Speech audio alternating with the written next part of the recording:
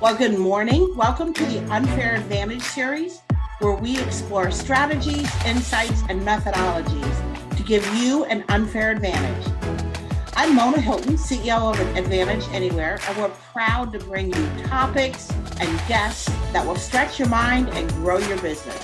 Now, if you've missed any previous amazing episodes of Unfair Advantage, or maybe you just want to binge watch topics that will improve your business and life, check out the Unfair Advantage recordings at www.advantageanywhere.com/videos.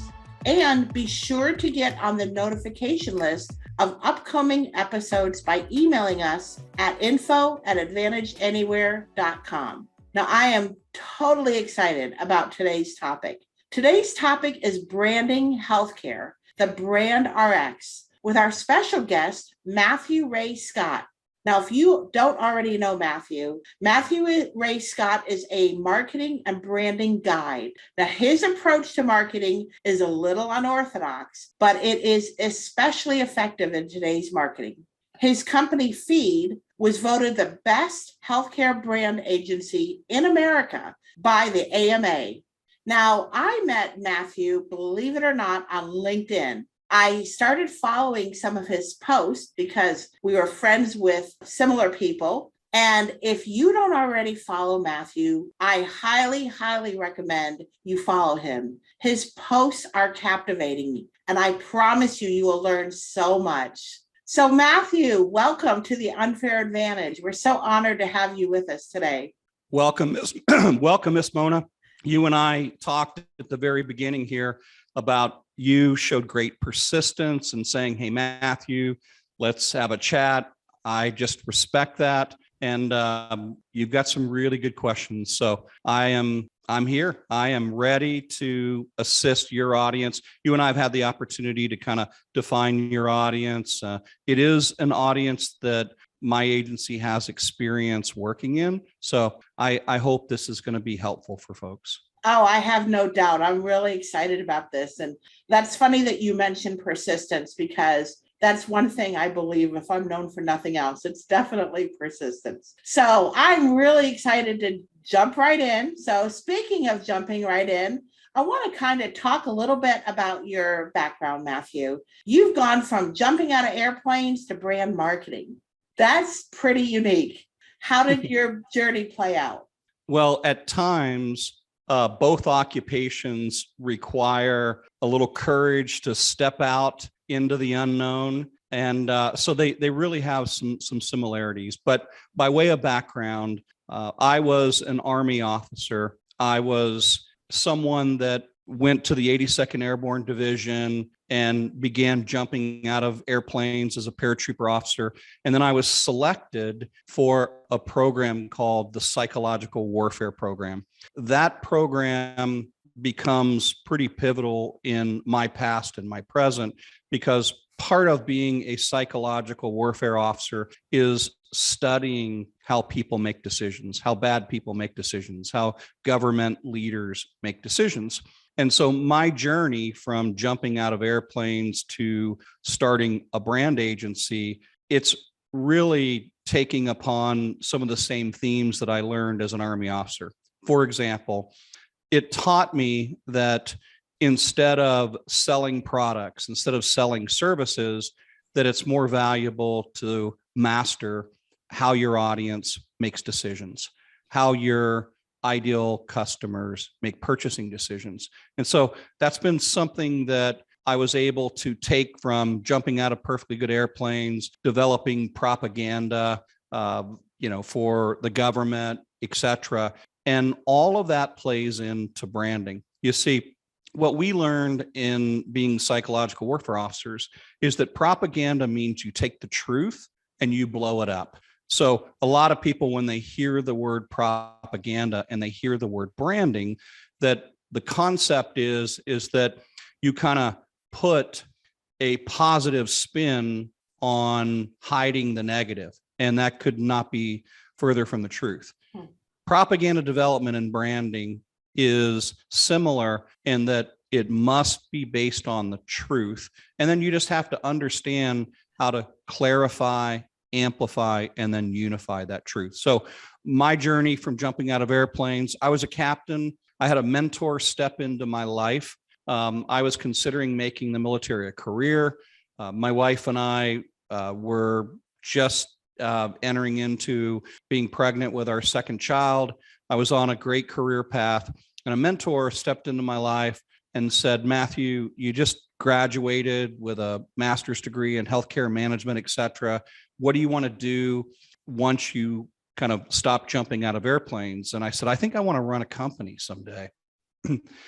As Army officers, we're taught to lead. So I had a basis of leadership at that second lieutenant and captain level. And so I was being in formation as far as understanding leadership. And then the propaganda development, psychological warfare gave me a very niche focused skill set that when I came out of the military, I had the opportunity to go to branding and marketing. But here is the first pivot career-wise in my life, and I call it the 15-degree pivot to the right or left of what you thought you would be doing. A mentor said to me, hey, Matthew, if you want to run a company someday, your first job must be in medical sales. Now, Mona, I thought that was a horrible idea. I had never considered sales ever before, but he taught me, and he's still in my life today. He taught me that we're all in sales, just most of us don't realize it yet. And that led me to acquire, skill sets in learning to sell. Now, I was fortunate that I got promoted early in my career working with companies such as Medtronic and Smith and Nephew and bigger companies. And I had an opportunity to be a part of a biotech company where I was given the opportunity to be vice president of sales. Now, we would go on to sell that company for 16 times earnings to Medtronic. And it changed the course of my life in the sense that I was still pretty young when that happened. And I was able to really think about what I wanted to do. So I took 2 years off. I did not work for 2 years. And I just used that time period to really kind of frame what I wanted. And what I realized is that 15 degrees to the left or right of what I was doing were surgeons and physicians who were struggling to develop brand awareness. And then I saw that med tech companies were really struggling to share stories that differentiate them from the sea of sameness. And in 2010, I started Feed the Agency. And today we now have office locations in Portland, Oregon, San Diego, California, and Northwest Arkansas.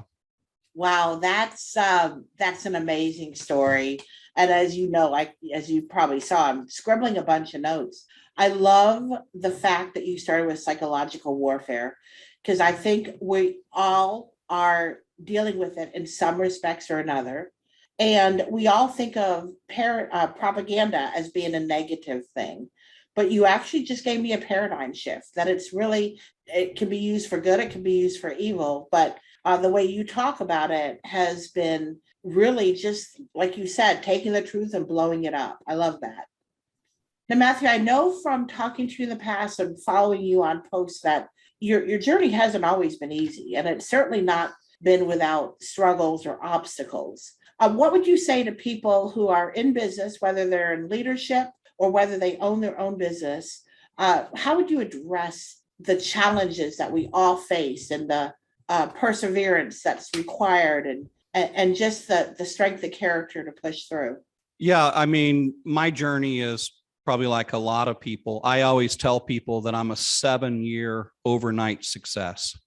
And what that means is that when I started Feed again in 2010, I can tell you that it took me a couple of years to really get that off the ground. It was the very first time that I ever ran into a situation where it took longer than I thought it would take to grow and to build. And so, unbeknownst to my father and I, at the time, my father and I, 1 week before he unexpectedly passed away, my last conversation with my father was just pivotal. And I don't think it was any accident looking back upon it.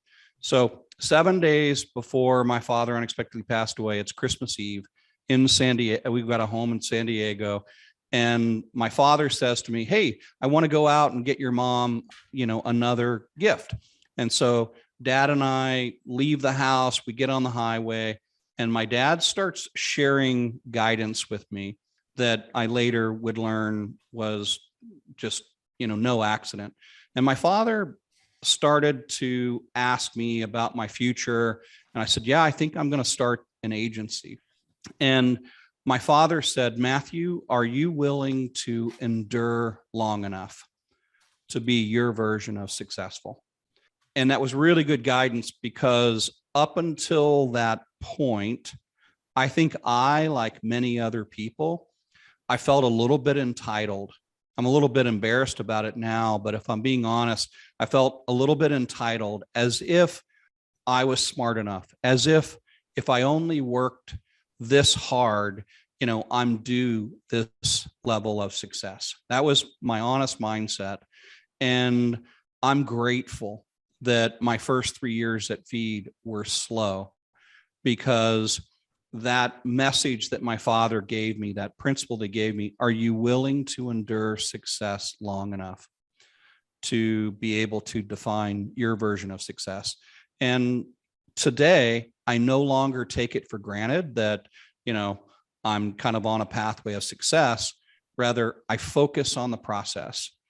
And I've fallen in love with the process of building an agency, of building a team, of building a mission and casting a vision. And so my first advice for people is to say, are you willing to endure long enough to be your version of success? And then my last bit of advice is define how small is big enough.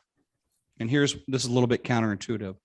When I say define how small big enough is, most of us go through life with this mentality of more, bigger, bigger, bigger.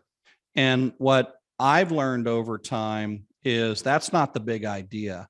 The big idea is for you and I to define how small is big enough. Is it $1 million a year? Is it $100,000 a year? What I've learned over time is my version of small may be somebody else's, giant, and vice versa. But over the past couple of years, I've been able to define how small is big enough so that I have a finish line instead of a line that continues to move. And then I never reach the point where I feel successful enough or significant enough. And now I'm able to define my goals in a significance and purpose-driven mindset. And for me, and I think for many people that, I've been asked to speak to, that's a better way to move forward. Wow, that's really brilliant wisdom. If you have never heard Matthew speak before, now you see what I was referring to earlier. It's just wisdom of the ages. And these are things that whether you had a father who spoke into your life like you did, Matthew, or you didn't have a father, one who wasn't able to speak into your life, this is the kind of things that are really fall under the category of life lessons. And I appreciate you sharing your vulnerability, Matthew, because I think a lot of people see people like you and think, oh, great, they're so successful. It came easy for them. It hasn't been easy for me. So therefore, maybe I'm broken, or maybe I'm not doing something right. So your transparency really, I think, really lets people know that success is not easy, and it doesn't come without challenges. So I appreciate you sharing that. Thank you so much. I remember one night, Mona, getting up in the middle of the night, and I felt like I was fighting against fog. And what I mean by that is I felt a level of pressure to make this work. Now, we were fortunate. I want to put this into context. We were fortunate that, financially we were prepared, but whether you're prepared or not prepared to make the transition is a moot point if you don't feel successful. And it doesn't matter how much money you have in the bank or how little money you have in the bank. It's the same type of pressure in kind of going, oh man, is this going to work? And I share this story. So my wife, Sweet Sandy, and I will have our 37th wedding anniversary this year in 2022. Congratulations. Thank you. And I share this story that at month 3 of starting Feed, I walked up to Sweet Sandy and I said, maybe this isn't the right time. I'll just go get another vice president job. And Sweet Sandy goes, you know what? Give it another 3 months. 3 months later, I walk up to her and I'm like, I don't think I'm cut out for this. And she's like, yeah, just give it another 3 months. Well, you know the drill, 3 months, 6 months, 9 months. And then things started to pivot.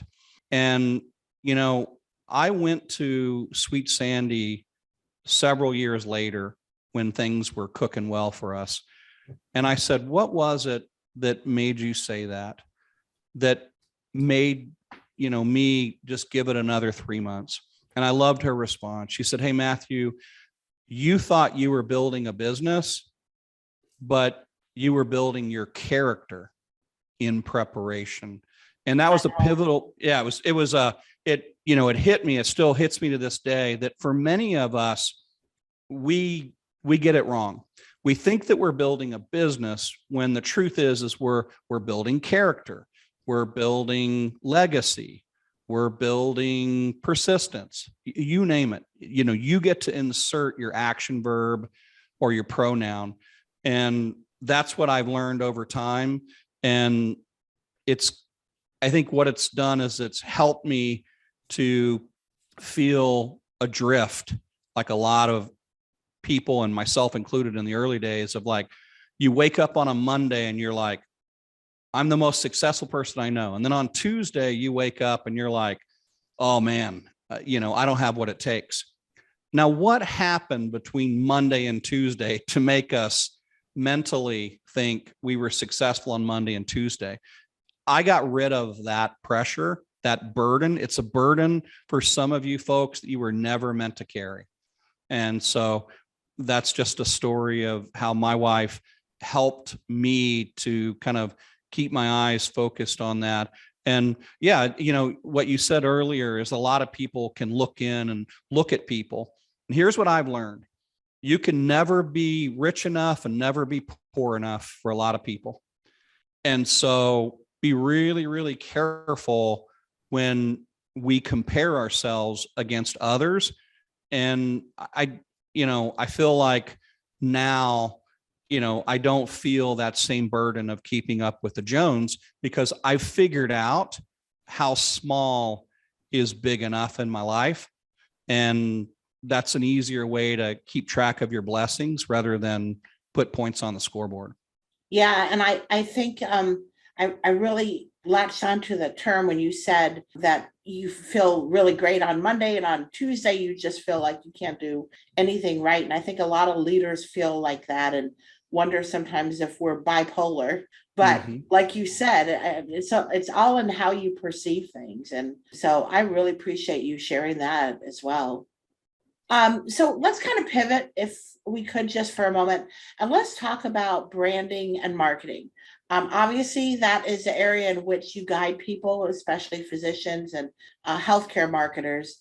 How do you compare or differentiate branding and marketing? Where do you draw that line? What's your take on that?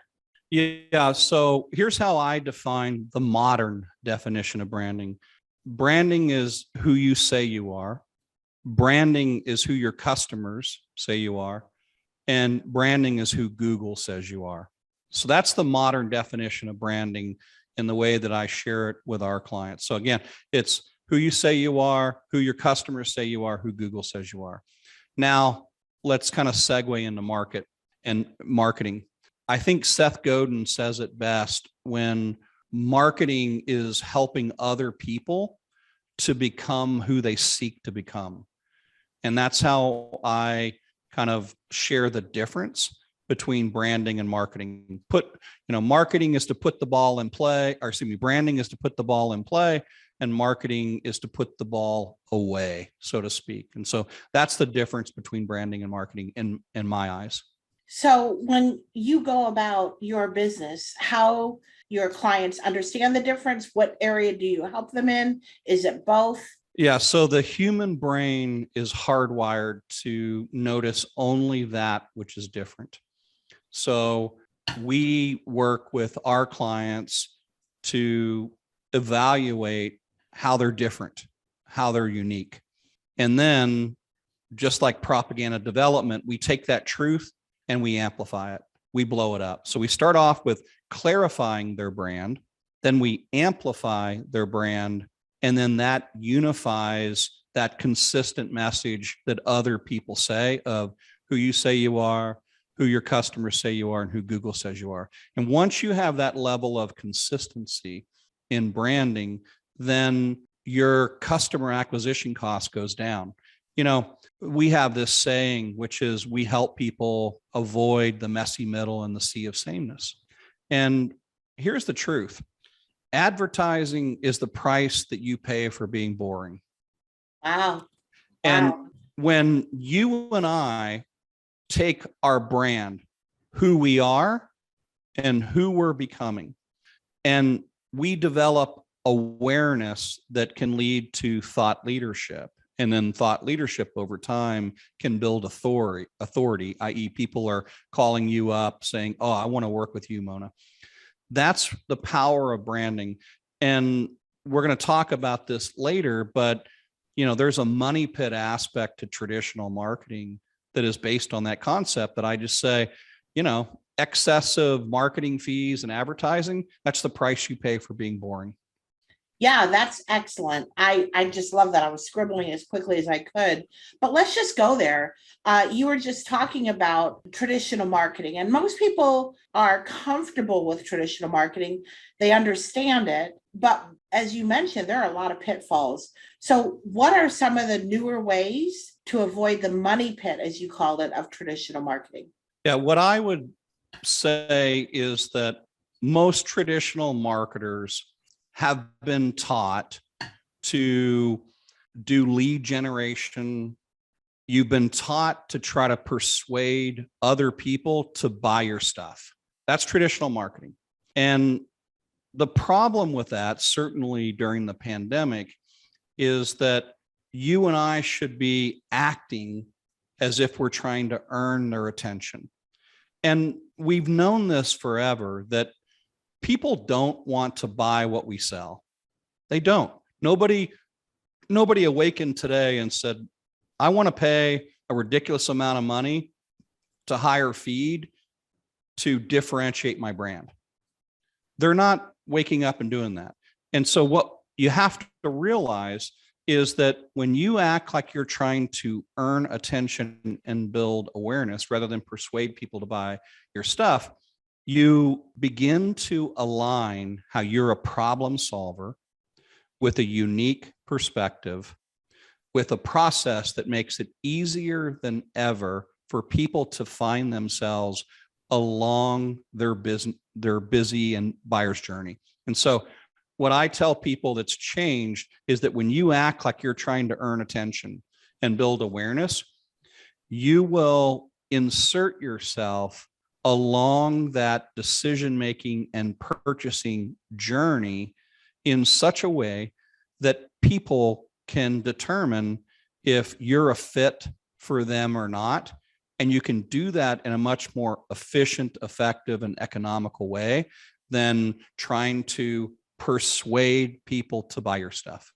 Yeah, that's incredibly good. As you're talking about it, I think that's like everybody's ultimate goal as a company, as a business in marketing, is to do that. But the challenge becomes, how do you do that? How do you apply that to your business? So I know that is what Feed does. And it's so valuable to not just talk about it from a philosophical standpoint, but to translate that into actions. And that's what makes you guys so unique, if you will, and credible. I do want to ask you a question about someone. You mentioned that when you were first getting into the business, you were encouraged to start in healthcare sales a sales position. What advice do you have for a person who's trying to enter into the healthcare or senior care sales and stand out in either a job interview or how they present themselves? Show versus tell as to why you are the right person. And here's what I mean. The traditional job interview is you and I and other people telling people who make decisions on who they're going to hire, telling them why we're the right person. And over time, it's all the same. I've got a hard work ethic. I understand the challenges. I'm persistent. It's all the same. It's the messy middle. So I receive calls all the time from people entering the medical sales profession. And the advice that I tell them, and to my knowledge, in the past 3 years of me, being a mentor to medical sales professionals entering, to my knowledge, no one has ever taken me up on my idea. So this is the non-traditional yet practical part that we talk about, Mona. To my knowledge, nobody's taken me up on this idea. Here's what I mean. When people call me and they go, hey, how do I crack into the industry? How do I get a job? I say, show versus tell. And they're like, well, what do you mean? And I go, you must differentiate yourself from the sea of everybody who has the same level of experience, the same persistence, the same education. And so the advice that I give people in medical sales is the key of sales is being able to open doors, to be able to get in front of decision makers. So the idea that I share with every young person or mid-career change person that calls me up is I go, if I were you in the sales territory that you want, I would interview, whatever it takes. I would do a 5-minute interview with the top 3 physicians in the specialty in which you want to work. So I'm an orthopedic and spine guy. So what that would have meant for me is that, let's say that my ideal territory is New England. I would identify the top 3 orthopedic and spine surgeons in New England. And then I would do whatever it takes to interview those doctors. And it could be something as simple as, and then take out a smartphone and just show it, or to do a Zoom interview. And it would go something like this: Doctor, what's your advice for me on day 1 of my medical sales career that's going to allow me to better serve you and your colleagues down the road as a profession in a way that differentiates me from everybody else? I would ask that question. And then at my job interview, I would literally hold up my phone. I would do this. I would go, hey, let me just show you. Here's my interview. And then I would turn to that job interview and go, in sales, you need someone to show you that they've got the ability to open up doors and close deals. And I just went to the top 3 orthopedic and spine surgeons in your territory, and I got the door open. That shows you my ability to do what you're hiring me to do. And again, to my knowledge, no one has ever taken me up on that idea. And it was just as recent as last week, somebody called me up from a medical sales college, asked me my opinion. I told them the same exact thing that I just told you. And I just said, no one's ever taken me up on that. And he said that he would. So I hope he does. I hope some of our audience takes you up on that too, Matthew. That's a great entry.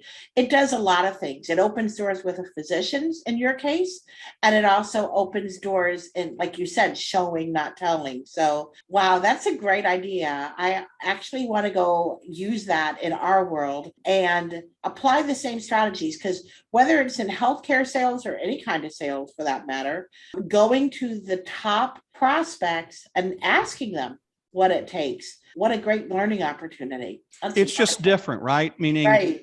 You and I are in the business. If we're on the hiring side, we're looking for people that can make things happen. Right. And people that are interviewing today, regardless of where they are in their career, they're so busy telling me why they're the right person when I'm just like, how do I tell the difference between them and every other person who's saying the same? That's exactly true. Sitting on the hiring side of that, that would seriously make a difference for me. I used to joke, half jokingly, say that I feel like I've hired so many salespeople who the last sales job they did was on me to get the job. So that's a great way to put your money where your mouth is. I That's love right. that idea. It would totally make a difference for me. For me as well. I mean, if I'm being interviewed, and even if it was just, something simple like on an iPhone or whatever, and they held it up and they go, hey, here's these 3 interviews. And then I looked at everybody else who had interviewed who handed me the same background, the same, hey, here's my greatest weakness, which is overworking, all the standard canned answers that, we've heard and that frankly we've given. I would hire that person. Oh, absolutely, 100%. They would stand out like a rose among a lot of thorns. So I love that. I'm going to actually suggest that to the next person who interviews. So I know that one of the things that really caught my attention about you personally, Matthew, was this concept you talk about of sending information versus sharing ideas. Would you mind explaining that a little bit to our audience, the difference and how you do it, and why one's better? Sure. So most people send information. Information is this. I'd really like to provide you with an update on our latest technology. Please find attached our latest product brochure. Most people send out information. I send out ideas. The difference between information and ideas is an idea is where you provide them with an insight of what they may do that can help them in a certain area, that can meet a need, solve a problem, etc. So for me, and we're a little bit contrarian, we never, ever, ever, ever ask verbally, hey, would you like to meet with us? We never do that. It's implied, right? Meaning if you and I reach out to one another, you're interested, I'm interested, it's implied that one of us is going to go, oh yeah, let's meet. So we teach a course called the Medical Sales RX. And part of the course is understanding what changed during the pandemic. And the typical person in healthcare is sending out appointment request, I'll drop off lunch, here's a brochure. When you pivot to share an idea, you will personalize that idea to them. And what will happen is that you'll go from communicating of just sharing information into specific ideas that are inclusive of how do you relieve their biggest pains? How do you problem solve?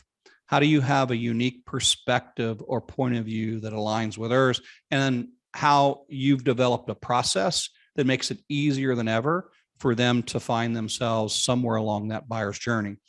And so that's what I mean is the difference between information and ideas. And we've been doing it for 2 years. Just to give you some perspective, every single piece of communication that we've delivered, phone, email, etc., we measure and monitor it. And Mona, since we shifted from sending doctors ideas versus information, we are averaging over 2 years, we are averaging a 76.7% attention rate. Wow. And the reason why that's significant is, I'll just give you an example, just on me. We're talking in 2 years, I've had hundreds of thousand plus communications with busy doctors. That means that over 140,000, outreaches, that I'm averaging a 76% or so attention rate.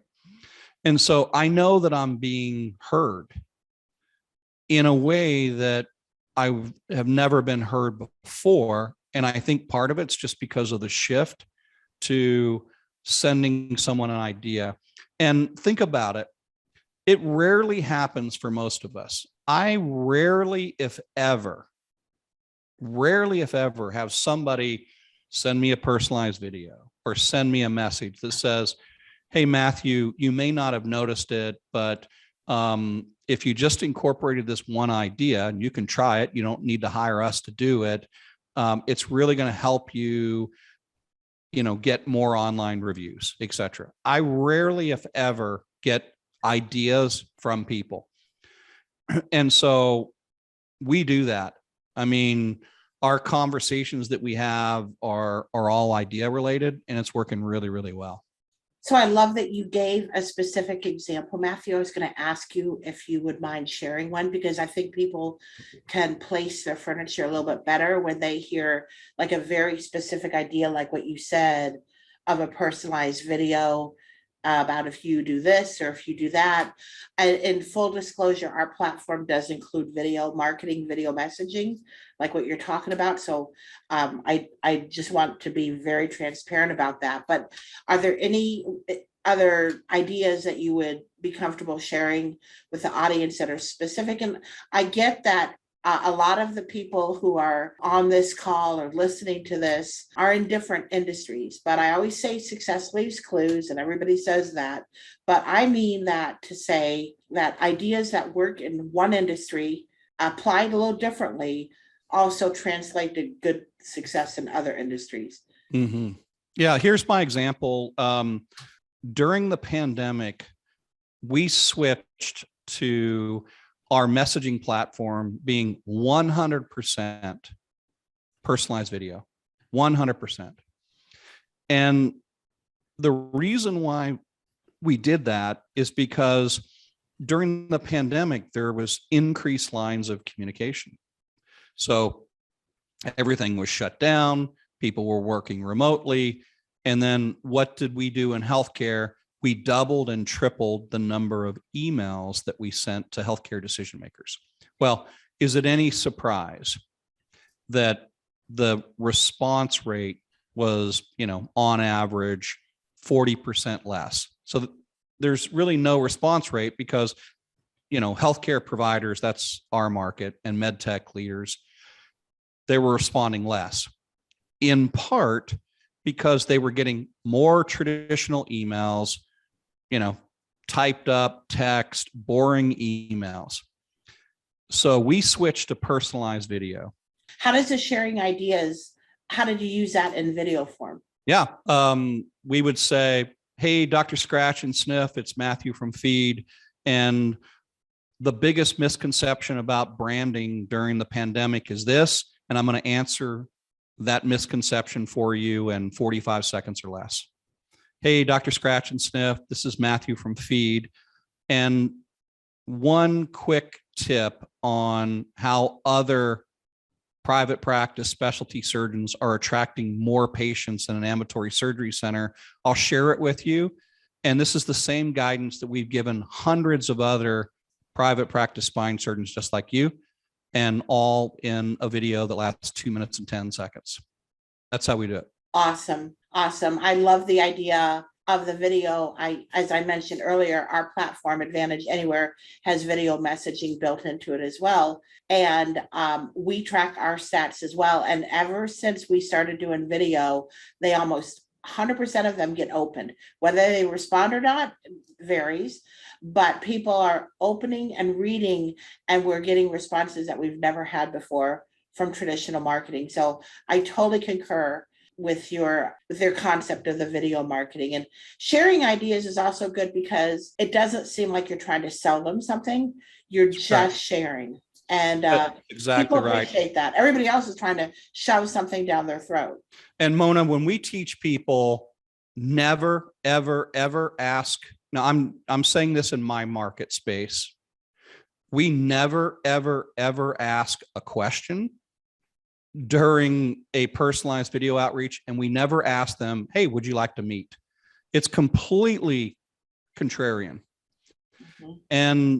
But yet we've 3x'd our consultations and we've doubled our business quarter over quarter, in part because we focus on sharing ideas so it doesn't feel like we're being over salesy. And I've told people this story, and it's just the truth. The way that we work things at our agency is at the beginning of the year, we select 70 clients that we want to work with, medtech companies, surgeons. We select them by name.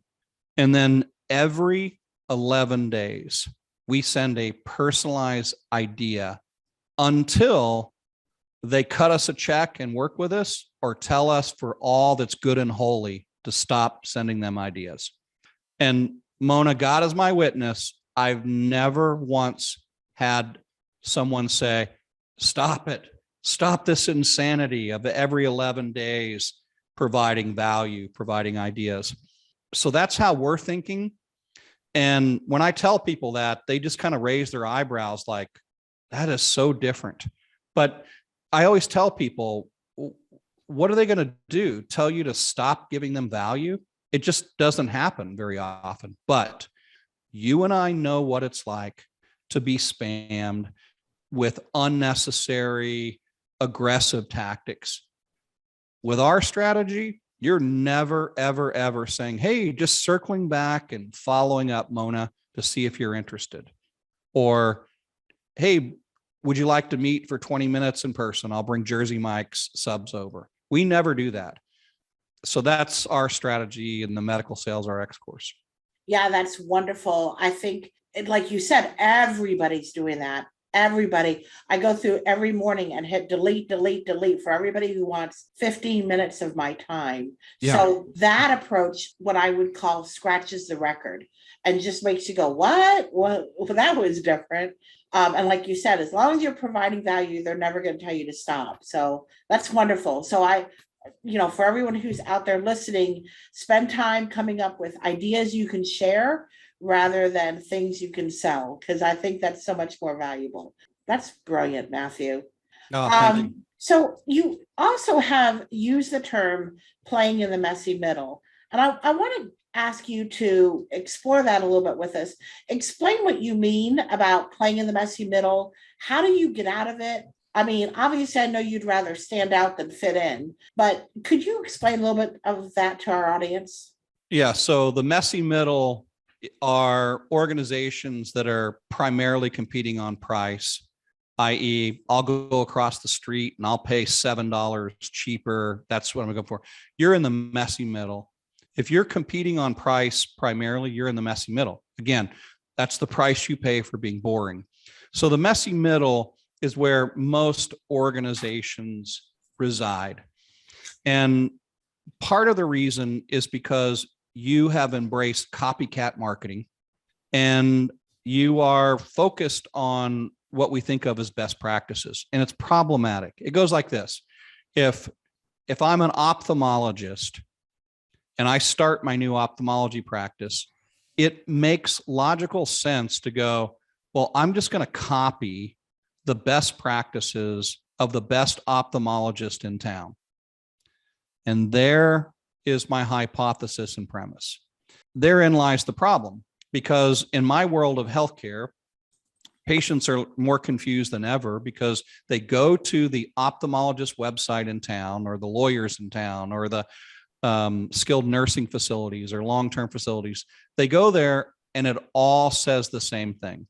We care for our patients like family. And what we've learned is what you say and what your customers hear is not always the same. Like, for example, show me jargon. Oh, we care for our patients like they're family. That's what they say. What we hear is compared to what?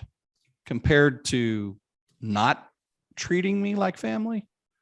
And so most people don't think about it. And I'm probably a little bit more sensitive to language because of my, psychological background, et cetera. But the messy middle is where you act, think, and speak like your competition. And your customers are confused because they can't tell the difference. Whenever I speak, I have a graphic. The graphic, if you can visualize this, is a red X and a sea of O's. And I ask everybody, what do you see? Everybody says the same thing. I see a red X and a sea of O's. And I go, you're looking at the brain of your customer. Brain is hardwired to notice only what is different, especially during a pandemic, especially during a distracted, disengaged communication market. So the problem becomes, and I'm a healthcare guy, so you had mentioned about, most healthcare providers, physicians would rather fit in than stand out, is that with healthcare professionals, somewhere along the line, they were taught just fit in, don't rock the boat. And so you've got physicians that all speak the same, their websites virtually look the same, say the same thing. And somewhere along the line, they're just like, just stand in line, just play ball. And so we work with the 3% of physicians who buy into our premise that they have the opportunity to stand out without being out of line, without being compliant, without being self-promotional, but rather having a degree of self-awareness. So that's what I mean by playing in the messy middle. And would you rather stand out or fit in? Yeah, and what you just said as it applies to physicians can equally apply to senior living, to technology companies, you name it, across the board. Like you said, it's all sameness. They all look the same. And I almost feel like they need to look the same so that they don't stand out. But I used to say that sometimes it's more important to be memorable than it is to be professional. Mm-hmm. And I think this is a good case. I mean, obviously, you want to be respected. You want to be a trusted advisor. You want to be considered professional from what you're going to deliver. But I think that's such great advice, Matthew. I can't imagine an industry that doesn't apply to. I know that you approach marketing from a very non-traditional angle, as we just heard. I totally love that. I totally resonate to that. I used to say everywhere, when you go to a meeting, everywhere one is wearing black, you should wear red. So I love that as well. But what do you think differentiates, and I know you've touched on this, a mediocre brand from a standout brand? Are there other things that you would like to share? Well, I do think that what I shared before is relevant. You must be a red X in a sea of O's. You must stay out of the messy middle. You have an opportunity to develop brand awareness that leads to thought leadership. And when you develop thought leadership, here's the misnomer of branding. People think that branding, again, is just highlighting aspects. And I say, it's not. Branding is the most practical thing that you can do. When you develop brand awareness that leads to thought leadership, you actually lower your customer acquisition cost. Going back to, so in my agency, we are people that have a healthcare background and an advertising agency background. And I go back to that statement that was made by, at the time, the CEO of Saatchi & Saatchi. And he said, advertising is the price you pay for being boring, and business is really good.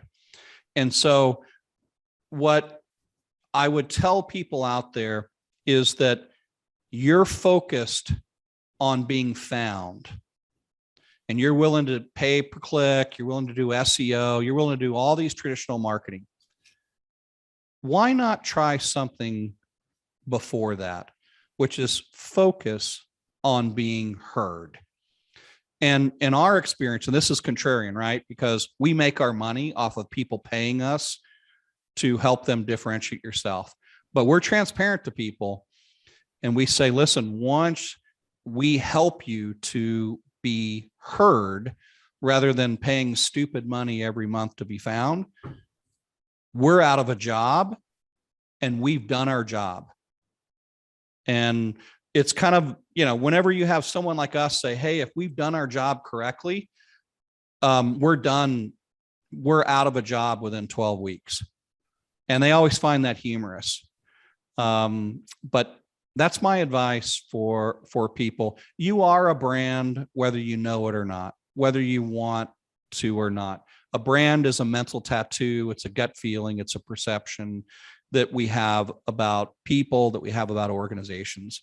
And where branding gets a bad idea or gets a bad rap is that people think that it's about a logo or coloring. And what we know to be true is branding is the most practical thing you could do to differentiate yourself from the sea of sameness. Wow, really good.